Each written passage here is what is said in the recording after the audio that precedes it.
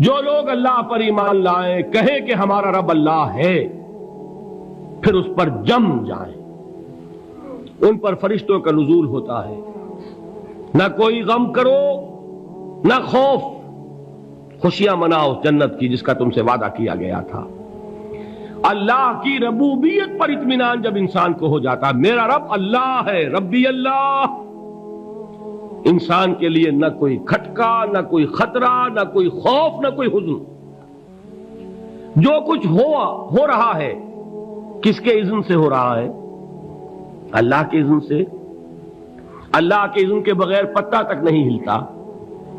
یہ کوئی اندھا بہرا مادہ نہیں ہے جس سے مجھے کوئی خوف ہو۔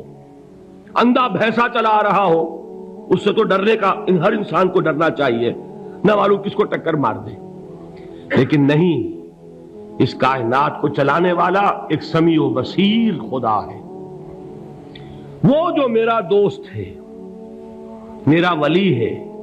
اللہ ولی الذین آمنوا یخرجہم من الظلمات الی النور۔ اللہ اہل ایمان کا ولی ہے، ساتھی ہے، پشت پناہ ہے، مددگار ہے، حمایتی ہے۔ بتائیے جسے یقین ہو جائے کہ اللہ میرا مددگار، اللہ میرا محافظ، اللہ میرا پشت پناہ، اللہ میرا حمایتی، اس کے لیے کوئی خوف ہوگا؟ اس سے کوئی ڈر ہوگا؟ میں مثال دیا کرتا ہوں ایک بہت سادہ، پنجاب کے دیہات کی۔ تو بڑا چودھری ہے اور کوئی غریب کسان ہے۔ اس غریب کسان کے جانوروں کو ہر وقت اندیشہ ہوگا چوری کا، کوئی میری بھینس کھول کر نہ لے جائے، کوئی میرا بیل کھول کر نہ لے جائے۔ لیکن جس کے بارے میں یہ سب کو معلوم ہو کہ وہ جو بڑا چودھری ہے وہ اس کا دوست ہے، اس کی بچیا کو کوئی خوف ہوگا؟ اس کی بھینس پر کوئی ہاتھ ڈالے گا؟ اسے کوئی اندیشہ ہوگا؟ نہیں۔ کیوں؟ کہ وہ بڑا چودھری، بڑا اس کا یہاں کا سردار، جاگیردار، سب کو معلوم ہے وہ میرا دوست ہے، کوئی میرے خلاف اقدام نہیں کر سکتا۔ اس دنیا میں یہ چھوٹی سی بات اگر آپ کے دلی اطمینان اور سکون کا باعث بن سکتی ہے تو ذرا تصور کیجئے۔ میں لفظ تصور استعمال کروں گا صرف اس لیے کہ اس کا ہم جس کو کہتے ہیں ادراک اور شعور کر نہیں سکتے، اگر کے ساتھ کر سکتے۔ اگر یقین ہو کہ اللہ میرا مددگار اور یقین ہو کہ اللہ ہر آن میرے ساتھ ہے، پھر کوئی خوف، کس کا خوف؟ کوئی شے اللہ سے بالا تر ہے؟ کوئی قوت اس سے زیادہ طاقتور ہے؟ کوئی اس کے ارادے کو بدلنے والا ہے؟ کوئی اس کی مشیت کے آڑے آنے والا ہے؟ یہی بات ہے جو حضور نے فرمائی۔ یہ ایمان کا حاصل ہے لب لباب، کہ دیکھو اچھی طرح اس بات کو ذہن نشین کر لو، اگر تمام انسان مل کر تمہیں کوئی نقصان پہنچانا چاہے نہیں پہنچا سکتے، مگر جو کچھ اللہ نے لکھ دیا ہو، اور تمام انسان مل کر تمہیں کوئی نفع پہنچانا چاہیں نہیں پہنچا سکتے، مگر وہ شے جو اللہ نے طے کر دی ہو۔ آپ پھر میں کہوں گا ذرا طاری کیجئے، اسے فرض کیجئے، اسے سوچئے۔ اگر اس حدیث پر ہمارا دل ٹھکا ہوا ہو تو کسی سے ڈر ہوگا؟ یہ مجھے نقصان نہ پہنچا دے، یہ میری رپورٹ خراب نہ کر دے، یہ میری انکریمنٹ نہ رکوا دے، یہ میرا یہ نہ بگاڑ دے، یہ میرا یہ نقصان نہ پہنچا دے۔ اس کا ڈر، اس کا ڈر، اس کا خوف، اس کی خوشامد، اس کے لیے جا کر طرح طرح سے اپنی عزت نفس کو ذلیل کروانا اس کے سامنے، یہ سب کچھ کیوں کرتا ہے انسان؟ جب سمجھتا ہے کہ اس کے ہاتھ میں میرا کوئی نفع ہے، اس کے ہاتھ میں میرے لیے کوئی ضرر ہے، یہ مجھے کوئی غضب پہنچا سکتا ہے، یہ مجھے کوئی نقصان پہنچا سکتا ہے، یہ میرا کوئی کام بنا سکتا ہے، یہ میری کوئی ضرورت پوری کر سکتا ہے، اسی کا نام شرک ہے۔ جہاں آپ نے یہ سمجھا کہ غیر اللہ کے اندر کوئی طاقت موجود ہے، وہی شرک ہے۔ بتوں سے تجھ کو امیدیں، خدا سے نومیدی، مجھے بتا تو صحیح اور کافری کیا ہے؟ شرک تو یہ ہے۔ جس پر بھی تمہیں یہ خیال ہے، کلمہ ہے یہ کلمہ سوم، لا حول ولا قوت الا باللہ، ذرا اس پر دل کو کبھی اگر آپ تصور کریں، پھر فرض کریں، دل ٹھک جائے اس پر، کوئی طاقت نہیں۔ یہی بات تھی جو شیخ عبد القادر جیلانی رحمۃ اللہ علیہ نے اپنی وصیت میں اپنے بچے سے کہی. 11ویں دینے والے ہیں، لیکن حضرت شیخ عبد القادر جیلانی کی وصیت اور تعلیمات کو کتنے لوگ ہیں کہ جانتے ہو؟ یہ جن مقامات تک پہنچے ہیں وہ کس چیز کی بدولت پہنچے؟ انہوں نے جو پیغام دیا وہ کیا تھا؟ اے میرے بچے، جس طریقے سے قرآن مجید میں حضرت لقمان کی نصیحتیں جو ہے نقل کر دی گئی ہیں، میں یہ عرض کروں گا بالفرض اگر قرآن حضرت عبد القادر جیلانی کے بعد نازل ہوا ہوتا تو شیخ عبد القادر کی یہ نصیحتیں بھی قرآن میں درج ہوتی. اتنی اونچی نصیحتیں ہیں. اے میرے بچے، اس حقیقت کو ذہن نشین کر لے، لا فاعل فی الحقیقت ولا مؤثر الا اللہ. اس کائنات میں نہ کوئی فاعل حقیقی ہے نہ مؤثر حقیقی ہے سوائے اللہ کے. کسی شے میں کوئی تاثیر نہیں اگر اللہ نہ چاہے. آگ جلا نہیں سکتی اگر اللہ نہ چاہے. پانی ڈبو نہیں سکتا اگر اللہ نہ چاہے. زہر ہلاک نہیں کر سکتا اگر اللہ نہ چاہے. کوئی چیز فائدہ نہیں پہنچا سکتی اگر اللہ نہ چاہے. تو در در پہ کیوں سر جھکاتے ہو؟ در در پر کیوں جبیں سائی کرتے ہو؟ سب کے سامنے کیوں ہاتھ پھیلاتے ہو؟ ایک اللہ سے مانگو، ایک اللہ کے سامنے زمین پر اپنی جبین رکھو. لا فاعل فی الحقیقت ولا مؤثر الا اللہ. نظر آتا ہے ہمیں کہ پانی پیاس بجھا دیتا ہے. پیاس بجھانے کی صلاحیت پانی میں نہیں ہے، اللہ کے اذن سے. کھانا بھوک مٹا دیتا ہے، بھوک مٹانے کی صلاحیت کھانے میں نہیں ہے، اذن رب میں ہے. دیکھیے یہی یقین تھا. حضرت موسیٰ علیہ السلام کا واقعہ یاد کیجئے. سامنے سمندر آ گیا ہے، قوم دیکھتی ہے پیچھے کہ گرد و غبار کا طوفان ہے. معلوم ہوا کہ فرعون اپنے لشکر سمیت آ گیا ہے. لشکر جب چلتا تھا تیز رفتاری کے ساتھ تو گرد و غبار کا جو طوفان اٹھتا تھا اس کا تصور کیجیے. اور لمحہ بلمحہ وہ قریب آ رہا ہے. پوری قوم نے کیا کہا؟ اے موسیٰ انا لمدرکون، اے موسیٰ ہم کو پکڑے گئے. قرآن مجید نے تو یہاں وہ باتیں نہیں لکھی ہیں، لیکن تورات میں یہ درج ہے کہ بنی اسرائیل جھگڑنے لگے، دست و گریبان ہو گئے موسیٰ کے ساتھ. موسیٰ ہمیں یہاں مروایا لا کر، اس سے تو ہم ہی بہتر تھے. وہاں کھانے کو ملتا تھا، زندگی تو تھی، بیگار ہم کر رہے تھے، موت تو نہیں تھی. اب جو کچھ ہوگا اس کا تصور کرو، جس طریقے سے ہمارے ٹکڑے اڑائے جائیں گے. تو لڑ رہے ہیں حضرت موسیٰ علیہ السلام سے. یہ تورات کی تفصیل ہے. قرآن میں صرف اتنا آیا ہے، پریشان ہو کر انہوں نے کہا انا لمدرکون، موسیٰ ہم تو پکڑے گئے. اس وقت موسیٰ کا جواب کیا ہے؟ کلا ان معی ربی سیہدین. نہیں، میرے ساتھ میرا رب ہے، وہ راستہ دے گا. بتائیے کہاں راستہ نظر آ رہا ہے؟ یہ ہے ایمان بالغیب. راستہ نظر نہ آئے تب اللہ پر یقین ایمان ہے. جیب میں پیسے ہوں اور تب دل کو اطمینان ہے تو ایمان کس پر ہوا؟ پیسے پر، اللہ پر نہیں.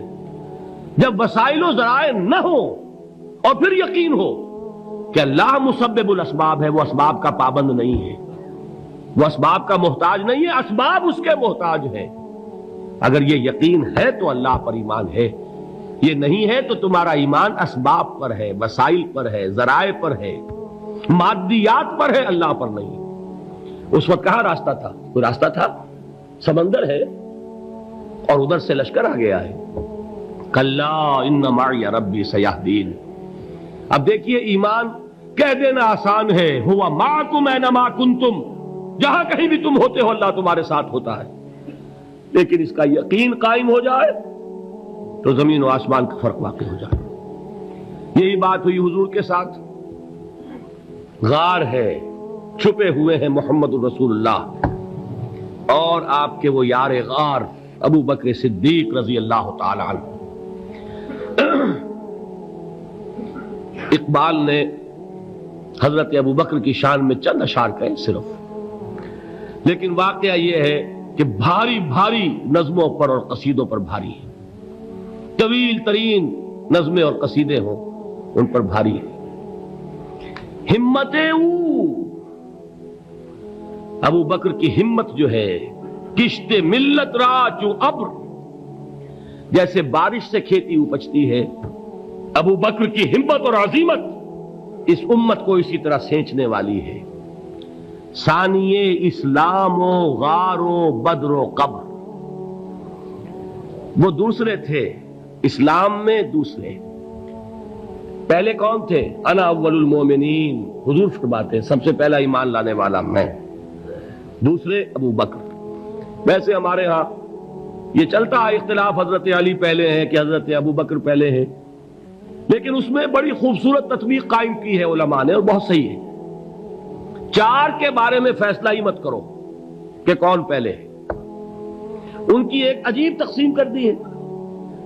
آزاد مردوں میں، بالغ مردوں میں سب سے پہلے ابو بکر، بچوں میں سب سے پہلے علی، خواتین میں سب سے پہلے خدیجہ، اور غلاموں میں سب سے پہلے زید ابن حارثہ۔ بڑی پیاری تقسیم ہے، یہ چاروں ہی پہلے ہیں، ہر ایک کے لیے اولیت ہے۔ اور واقعہ یہ ہے کہ اگر زمانی اعتبار سے تعین ہوگا تو پہلے خدیجۃ الکبریٰ آئیں گی رضی اللہ تعالی عنہ، کسی اور سے بات کرنے کی نوبت بعد میں آ سکتی ہے، پہلے تو اہلیہ محترمہ سے بات ہوئی، آتے ہی پہلی وحی ہوئی ہے، ابھی تبلیغ کا حکم نہیں تھا، کس کو بتایا واقعہ؟ ابھی اپنی نبوت کی تبلیغ کا تو حکم ہی نہیں آیا، واقعہ کس کا ہے؟ وہ خدیجہ کا ہے۔ جب کہا ہے کہ خشیت علی نفسی، مجھے اپنی جان کا اندیشہ ہے، تو کیا جواب دیا خدیجہ نے رضی اللہ تعالی عنہا؟ وہ صدیقۃ الکبریٰ ہے، صدیقات جو ہے خواتین، ان میں چوٹی پر خدیجۃ الکبریٰ ہے رضی اللہ تعالی عنہا، اور صدیق جو مرد ہیں ان میں صدیق اکبر ہے ابو بکر صدیق رضی اللہ تعالی عنہ، لیکن صدیقات میں چوٹی پر۔ جب حضور نے فرمایا خشیت علی نفسی، کیا فرمایا، کیا عرض کیا، کیسے تسلی دی؟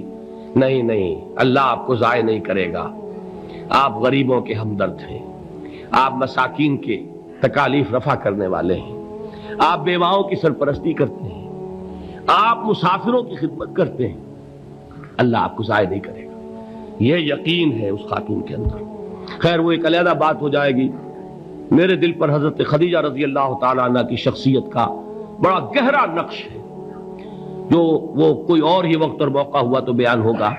بہرحال اقبال نے ایک مصرے میں جو چار اولیتیں جمع کر دی ہیں، ہمتیں او کشت امت را چو ابر، ثانی اسلام و غار و بدر و قبر۔ اسلام میں حضور کے بعد پہلے کون؟ ابو بکر۔ غار میں حضور کے ساتھ کون؟ ابو بکر۔ بدر کی رات اللہ کا رسول سر بسجود، وہ جھاڑ، وہ گھاس پھوس کی جو جھوپڑی بنائی گئی تھی، اور وہاں تلوار ننگی لے کر پہرا دینے والا کون؟ ابو بکر۔ اور اس حجرہ عائشہ میں محمد کے بعد سب سے پہلے دفن ہونے والا کون؟ ابو بکر رضی اللہ تعالی عنہ صلی اللہ علیہ وسلم۔ وہ جو معاملہ میں سنا رہا تھا غار ثور کا، حضرت ابو بکر بھی حضور کے خیال سے لرز گئے ہیں۔ آپ کو یاد ہوگا کہ جا کر پہلے تمام جتنے سوراخ تھے انہیں بند کیا ہے، ایک سوراخ رہ گیا تھا جس کو بند کرنے کے لیے کوئی کپڑا نہیں تھا، وہاں اپنی ایڑی رکھی ہے، تب کہا ہے حضور سے تشریف لائیے، اور اپنے زانو پر حضور کو لٹایا ہے، اور وہاں کسی موذی جانور نے کاٹا ہے، حضور کی آنکھ لگ گئی تھی، اس وقت اس بل کے اندر جو بھی بچھو ہے کیا ہے واللہ عالم، اس نے کاٹا ہے، اس کی تکلیف کی وجہ سے ابو بکر کی آنکھوں سے آنسو ٹپک گئے، حضور کے چہرے مبارک پر پڑے ہیں، تو حضور جاگے ہیں، معاملہ کیا ہے؟ ایڑی نہیں ہٹائی وہاں سے، مبادا وہ جانور وہاں سے نکل کر محمد الرسول اللہ کو کوئی گزن پہنچا دے، ابو بکر کی ایڑی ہے، جس طرح چاہے کھا لے، ختم کر دے، جان نکل جائے تب کوئی آنچ آئے، محمد پر تو آئے، لیکن جیتے جی نہیں۔ وہ ہے ابو بکر۔ حضور کے خیال سے اس وقت حضور نے پھر اپنا لعاب دہن لگایا ہے، اور اس سے پھر آپ کی تکلیف ختم ہوئی۔ جیسے خیبر میں حضرت علی کی آنکھ دکھ رہی تھی، اس کو جو شفا حاصل ہوئی ہے وہ بھی حضور کے لعاب دہن سے ہوئی۔ تو بہرحال اس وقت انہوں نے کہا ہے کہ اے نبی یا رسول اللہ، اگر اس وقت ان میں سے کسی نے غیر ارادی طور پر بھی اپنے قدموں کی طرف جھانک لیا تو پکڑے جائیں گے۔ کیا جواب تھا اللہ کے رسول کا؟ لا تحزن ان اللہ معنا، اللہ ہمارے ساتھ ہے، کیوں گھبراتے ہو ابو بکر؟ یہ ہے ایمان باللہ، میرا مالک اللہ، میرا رازق اللہ، میرا محافظ اللہ، میرا مددگار اللہ، میرا پشت پناہ اللہ، میرا دوست اللہ۔ یہ دوستی ہے اللہ کی جو لب لباب ہے، حاصل ہے ایمان کا، اسی کا نام ولایت ہے۔ اولیاء اللہ کے سروں پر سینگ نہیں ہوتے، جس کے دل میں ایمان راسخ ہو چکا ہو وہی اللہ کا ولی ہے، جسے اللہ پر یقین ہو چکا ہے وہی اللہ کا ولی ہے، جسے یقین ہے اللہ میرے ساتھ ہے، میرا مددگار، میرا پشت پناہ، میرا ساتھی، میرا دوست، میرا محبوب، میرا محب۔ اللہ اہل ایمان سے محبت کرتا ہے۔ واللہ یحب الصادقین، ان اللہ یحب الذین یقاتلون فی سبیلہ صفا کانہم بنیان مرصوص۔ اللہ محبت کرنے والا، اہل ایمان محبوب، اور اہل ایمان محبت کرنے والے اللہ محبوب۔ والذین آمنوا اشد حبا للہ۔ آپ تصور کیجئے جسے یہ رشتہ ایمان یا رشتہ ولایت حاصل ہو جائے، الا ان اولیاء اللہ لا خوف علیہم ولا هم یحزنون، آگاہ ہو جاؤ، اللہ کے دوستوں کے لیے نہ کوئی خوف ہے نہ کوئی حزن ہے۔